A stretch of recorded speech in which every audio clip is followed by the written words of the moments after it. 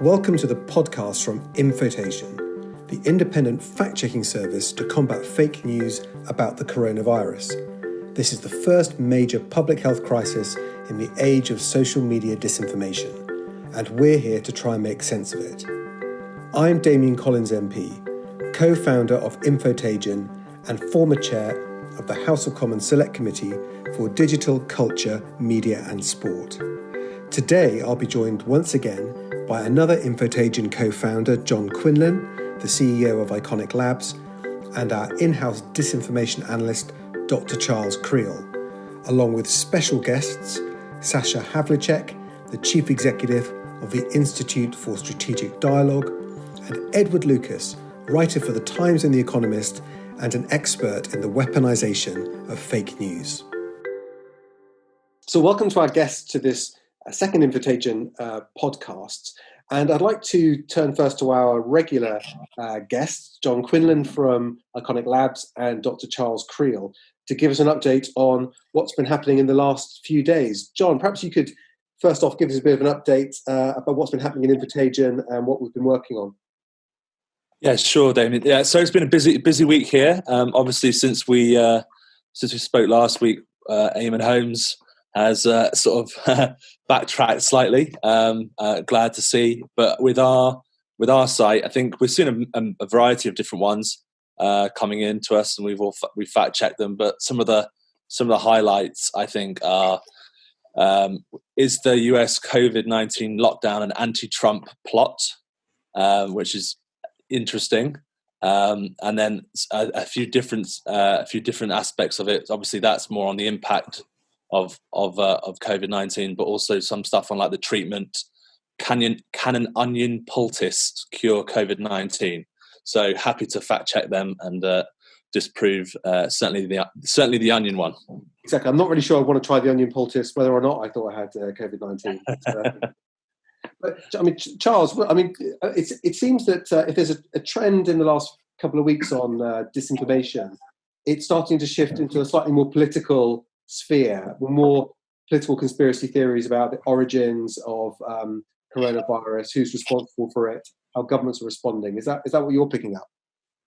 That's absolutely right. We are picking that up, particularly around Russian and Chinese disinformation. So there's a number of disinformation narratives that have been floated, and there's a report coming out this week from the European External Action Services Stratcom division, that's EEA Stratcom. This builds on some other reports that they've done in the past. So in March, they had a report that came out that showed China's leading disinformation narratives. We saw that they said that China had done a great job and the West should be grateful, that the virus didn't originate in China, but more likely in the US, and that the West had weaponized the virus in order to harm China, spread anti-Chinese sentiment, and that the US owes China and the Chinese people an apology. From the Russian side, there are two narratives. There's the domestic narrative and the international narrative. Domestically, they're saying that the virus is a form of foreign aggression and originated in U.S. labs. And this isn't that dissimilar to other disinformation narratives that have nothing to do with COVID. Internationally, they're promoting the idea that global elites are weaponizing the virus for their own ends. There are some other political aspects to the coronavirus story that's going around. There are AstroTurf protests in the U.S., which John mentioned earlier on. So a right-wing protest movement has grown up over the past 2 weeks, protesting stay-at-home orders by governors. You'll have seen the zombie protest memes floating around, comparing a photo of protesters in Ohio to Shaun of the Dead film poster. And Trump has been supporting these with some not-so-presidential tweets calling for the liberation of Virginia, Michigan, and Minnesota. But things aren't really what they appear. And rather than grassroots, as is being claimed online, these protests are being driven by wealthy conservative organizations, including the Michigan Freedom Fund. And that organization's received $500,000 in funding from the family of Betsy DeVos, who was actually in Trump's cabinet. It sounds quite reminiscent of the sort of fake news we saw during the presidential election in 2016, of sort of demonstrations being organized by these shadowy figures on Facebook. Indeed, that is absolutely true. And the Tea Party demonstrations before that, which were often funded by the Koch brothers. So it's, again, we're back in the follow the money situation. The final story that I found this week that's really caught my attention is the way that people are using coronavirus statistics to compare the performance of different countries, when in fact coronavirus statistics are incredibly inaccurate. Rather than counting cases, people are looking at death tolls as a better method of counting due to a lack of testing. But those death tolls are even undercounting the real number. Stanford University is releasing a preprint that's without peer review study that have found that 50 to 85 times more people have been infected with the virus than official figures are showing. And the ONS has just said today that more than 15% of coronavirus deaths are taking place outside of hospital. And often countries are not counting deaths outside of hospital. That would be including the United States. So another piece of less disinformation, more misinformation. In some ways, I suppose the only reliable data might be the comparison between the normal seasonal death rates in particular countries. But then again, can we be certain that countries are always as accurate as they should be at gathering that sort of information? Well, indeed. And The Economist has a fantastic article on this, and they're promoting this idea that the best way is to look at what they call excess mortality. And according to that, they think that the U.S. death toll, for example, is 140% of what's been reported. Wow, that's a big difference. I'd like to bring in to the discussion our two guests today. Firstly, Sasha Havlicek, who's the chief executive of the Institute of Strategic Dialogue, and then Edward Lucas, well-known writer and academic who's done a huge amount of writing and research on disinformation as a weapon used around the world, and both of whom I've worked with in my role as chair of the DCMS Select Committee. Sasha, I wonder if I could come to you first. Perhaps you could explain for us a little bit about the sort of work you do at the ISD in mapping and identifying and disrupting networks of disinformation. Yes, thank you so much, Damian. It's wonderful to be with you on this Infotagion podcast. Just a little bit about what we do, and I suppose the tools that we use to understand information operations, influence operations, especially when they are covert, when they are manipulative in dark ways. So we combine a big data analytics architecture, which is really built for the purpose of detecting information operations across all of the sort of public parts of the internet that you'd imagine, from Facebook to Twitter and YouTube and Reddit and public Instagram and blogs and Google search. It integrates all of that data. But we also do a kind of snooping and ethnographic research across the darker bits of the web. So the Telegrams and 4chans and Discords and these sorts of platforms where often you see some of the plotting and scheming being undertaken by malign groups. We combine that now with crowdsourced data. This is important, from WhatsApp groups and Facebook and YouTube. And that's quite important. That's about what people are seeing and able to report in on. It's in a way what Infotagion is trying to do, and I think really, really important. And then, of course, we look with OSINT methods to try and understand better, who's behind this, who's financing this. Can we attribute these types of information operations? So just to say, beyond the kind of activity that everybody's seeing in terms of misinformation about cures or treatments, which continue to circulate widely on all the public platforms, beyond the attempts that we've seen at profiteering from the virus, where people are looking, through advertising and selling at great profit some of the things that people need at the moment in relation to the virus. We're really quite interested to understand better this political exploitation and manipulation of information related to COVID for the purposes of pushing a political agenda. And what we found is not dissimilar, as you said, to other contexts within which we see major cases of disinformation around elections, for instance. We see now with COVID a mass of both state-sponsored media and affiliated outlets and extremist movements mobilize. I mean, in many ways, I think this is to be expected because these certainly extremist movements look for any opportunity, any crisis to exploit to further their agenda. But we see a lot of that activity now, and I'd be happy to share with you some of those findings. Yeah, and so is this people developing an existing political narrative around, people that should be blamed for the ills of society? Yes, I mean, you've just talked a little bit about some of the narratives that are being propagated by Russian and Chinese disinformation actors. So this is state-sponsored media. We see the same thing coming out of Iran. But when you look at two things.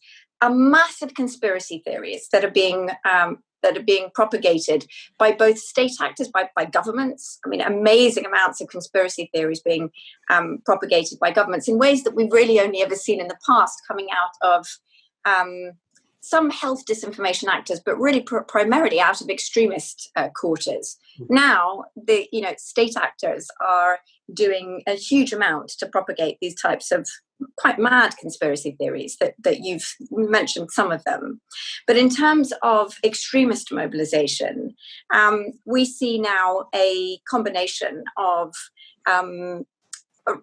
far-right white supremacist organizations, for instance, starting to sow the seeds of division and hatred. We see really quite explicit calls to violence, for instance, among white supremacist groups, with some terrible, real world implications. We see this awful situation in Missouri where a man was killed by the FBI plotting an attack on a hospital with COVID patients. And we see further calls for public attacks on public services and hospitals and so on, calls for white supremacists to turn themselves into bioweapons to target non-whites. We see anti-migration networks really mobilize against migrants in very specific contexts on the US-Mexican border, or in the context of the Greek-Turkish refugee crisis. So there's a lot of this happening now in these environments. And so, this really underlines one of the problems. This is not just, bit of gossip, doesn't really matter, that you see on social media. There are real world consequences for this that can lead to real harms. And we've talked in the past about the attacks on 5G mobile masts. Yeah. But this is, these are potential violent threats that could be delivered against real people as a consequence of these conspiracy theories on social media. I think that it is, the risk of both political violence in the context, for instance, of the US and the mobilization now in the US around these movements that have just been mentioned, but also in relation to targeted attacks on specific constituencies. So there's a huge amount of anti-Chinese mobilization, anti-Jewish, anti-Muslim mobilization within these networks. And the challenge is that they're not just confined to the darker areas of the web where you'd expect them to be, perhaps around the 4chans and the 8chans and the Discord groups and Telegram. They are, in fact, proliferating much more, again, back out into the mainstream of social media, where they can have a really much more mainstream impact. And that's something to watch out for. Yeah. Just in terms of conspiracy theories, really wild conspiracy actors like QAnon have had some success in, again, mainstreaming their ideas. There's a kind of absolutely wild QAnon conspiracy around something called adrenochrome. And mentions of adrenochrome have now massively increased. So 895% increase on Instagram, 435% increase on Facebook. So you see these things starting to really have an impact. You've seen some of the reporting this last week. Avaz identified, sadly, despite the efforts of the social media companies, and I think that they've done a lot to make sure that outright disinformation is removed, and you're seeing a massive content being removed in an automated way through their AI. You still see the proliferation of so much. And there was a report by Avaz that talked about this kind of disinformation still reaching millions of people.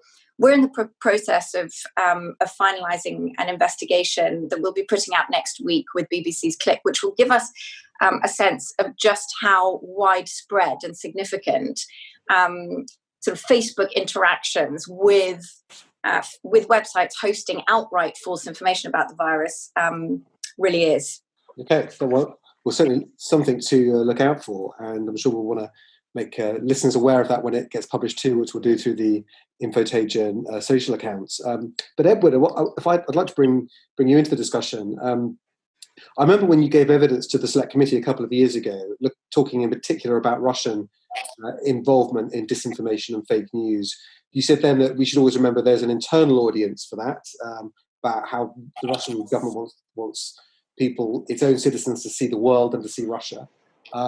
Do you think there is Russian involvement in disinformation around coronavirus, and what do you think the motivation is behind that? And perhaps also you can say something about China, because when we've talked about disinformation campaigns in Europe and the United States in the past, we've on the whole talked about them in the political context and talked about Russian involvement. But this is probably the first time we've really started to be exposed or think here about disinformation campaigns linked to China operating in the West as well. Well, thanks very much, Damian, and congratulations, if I can just join the chorus of praise for your efforts, both in this podcast and everything else. There clearly is an element of state-sponsored disinformation in this. I think one has to keep it in perspective, but let me just answer that first. So there's a very good piece on the Oxford University Computational Propaganda Project website about the Chinese, Iranian, Russian and Turkish government media. And in each case, there's a sort of fairly similar pattern. It's praising what the country's done, rebutting criticism as being unfair, ill-informed, racist or whatever, criticizing democracies for being corrupt and incompetent in their attitude to their behavior treatment of the crisis, and then to some extent also pushing conspiracy theories about the origins of the coronavirus and the way in which the authorities have reacted. And I think that's exemplified perhaps by the Chinese response, which was to come up with the startling allegation that the Wuhan outbreak has its roots in an American military visit there in October. And this is sort of wild conspiracy theory being tweeted by the spokesperson of the Chinese Foreign Ministry. And that marked a sort of step change for the Chinese, that they were adopting what one might loosely call Russian tactics.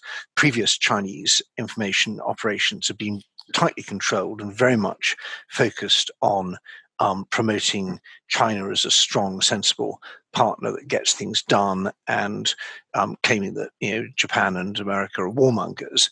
But the new thing since this started has been to come up with lots of quite wild allegations against other countries. And I think probably taking the Russian playbook, that it's, if you can't get your own point across, at least make sure nobody believes anything just by spraying disinformation.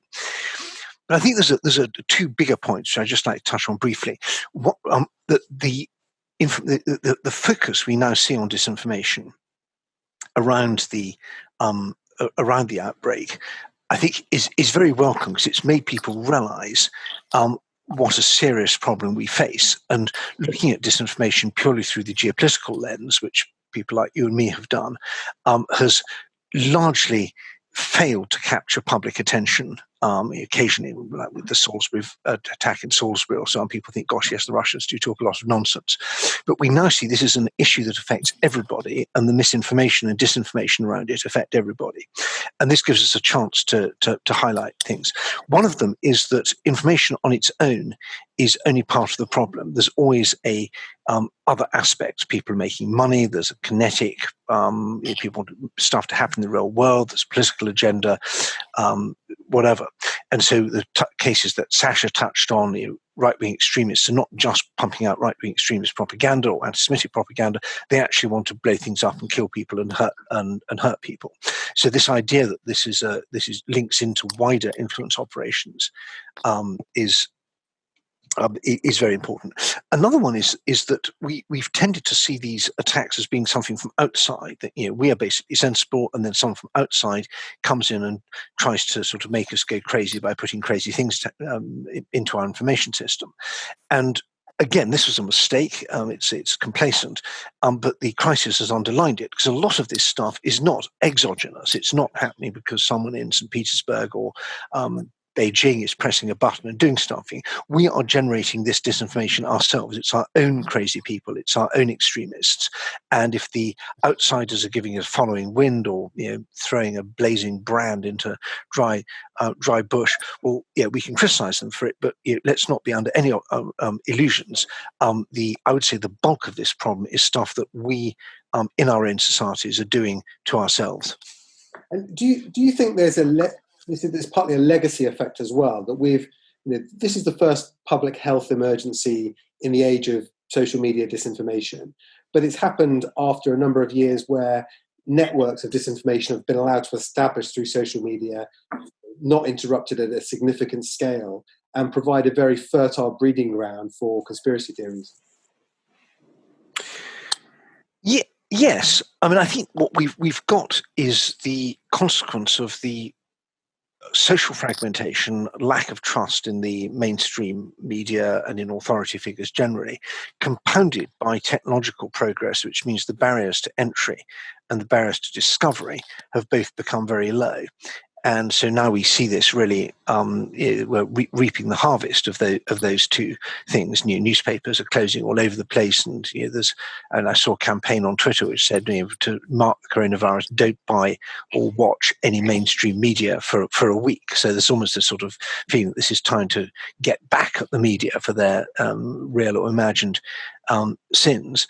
And you can run these disinformation campaigns with absolutely zero friction and leaving almost no fingerprints. And we are still, and I'm still waiting to find out where the sort of what was patient zero for the 5G link to the virus. That, I think that would be a fascinating thing, but it's really hard to discover that.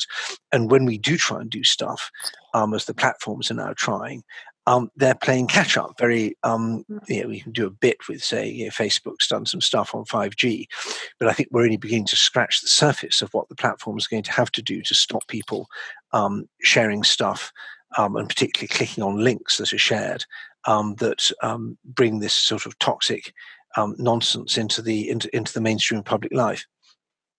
And do you think there's been a bit of discussion around the official response of the Chinese government as well, particularly to the source of coronavirus, and saying that they won't really comment until there's a proper scientific investigation. But by default and rather than design, do you think in some ways that gives credence to some of the conspiracy theories? They can say, well there's no set view.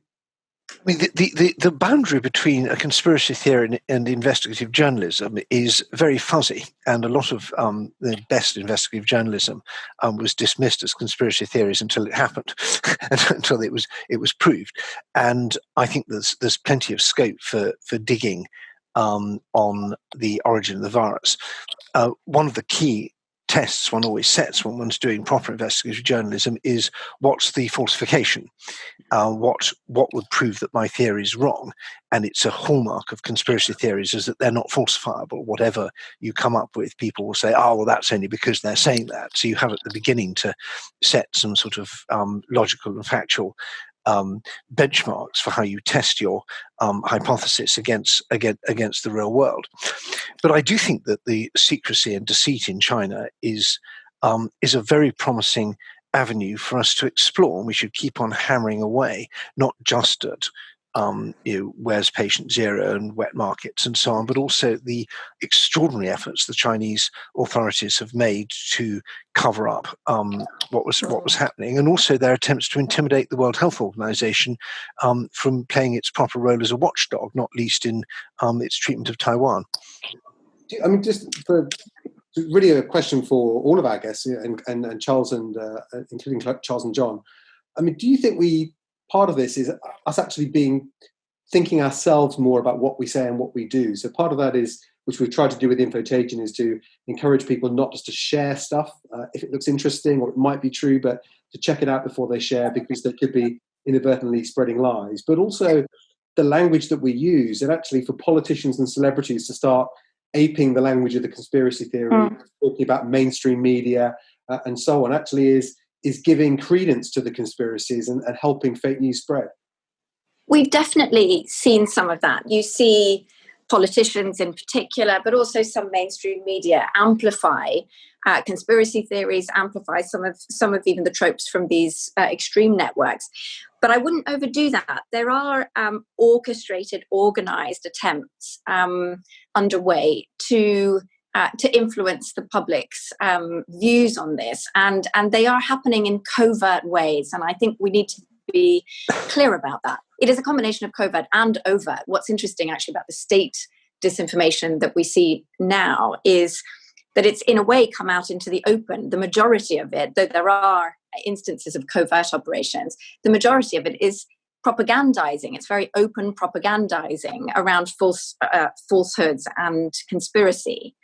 But I think it's important to remember that where state and non-state actor mobilization and conspiracy theory actor mobilization is aligning is around certain key meta-narratives. And that's, I think, a challenge and important for us to be keeping a watchful eye on. It's around sowing mistrust in and delegitimizing liberal democratic governance and institutions. It's anti-internationalist, it's anti-globalization, it's a pro-nationalist agenda that's being touted, and it's ultimately pro-authoritarian.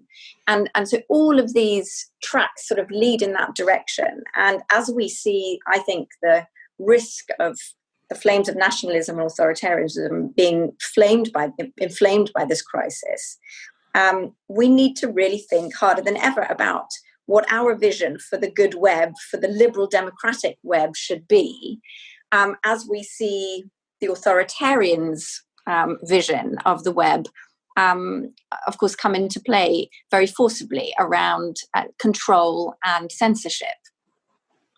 Well, I just added this note because obviously I'm not breaking any state secrets to say that we're using Zoom to record these podcasts, and from the account I'm recording from, there is the 40-minute time limit. But I've had a message from Zoom to say they've actually lifted that time limit. So whoever's listening in obviously approves of the discussion so far, which is reassuring. Someone in China.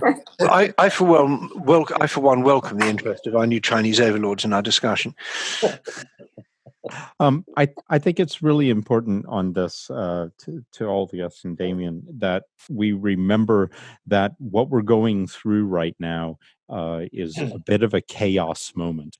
And in the midst of chaos moments, people are desperate to believe that there is some sense of order around them, that things aren't just wildly chaotic, even if that order might be malevolent.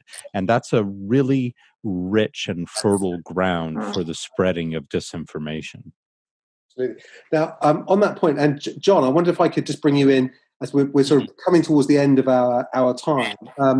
But just from the invitation point of view, obviously this week we're also launching a sort of engagement campaign through social media and advertising to try and get people to think a bit more about what they're seeing and how they should respond to it. I wondered if you could tell us a little bit about that. Yeah, 100%. So I think it's based on a few of the things that the guys on this call have said, but I think what we're aiming for is why people share and why people share that information, whether it's come from a bad actor or just is a sort of coincidence and someone random. But we're looking at how can we stop people, sharing by just letting them stop and think really before they do so. So M&C Saatchi have partnered up with us, and we're launching a campaign around Isolate the Lies, which is obviously again an echo of what we do as a society to actually try and mitigate the problems of COVID itself in terms of isolation. We want to try and isolate the lies here that are being spread, because I think the misinformation, as we've discussed on this podcast, can have real and sometimes very, very serious consequences.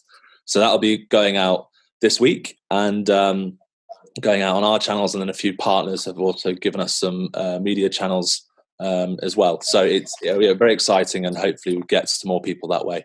Absolutely. And I mean, as Edward said, a lot of this disinformation is not just the seed sown by bad actors from other countries. A lot of it is perpetuated and generated from within our own society as well. Yeah, I think 100%, and that's what we're aiming to sort of to stop. I mean, I don't personally think Eamon Holmes is like a secret agent for the Russian government. But I think that some of the stuff that he's clearly reflecting some of the stuff that he's heard on social media. Like, he's used the phrase "it's all over Twitter," and that's something that we're trying to combat. Exactly, he's pretty deeply embedded if he is a but I know he's a Man United supporter, but as I am, but he's only a Red in that sense, I think. But unfortunately, we'll have to end our discussion at that point. But Sasha, Edward, thank you very much for joining us, and great to have you, John and Charles, as always. Thank you. Thanks so much. Thanks.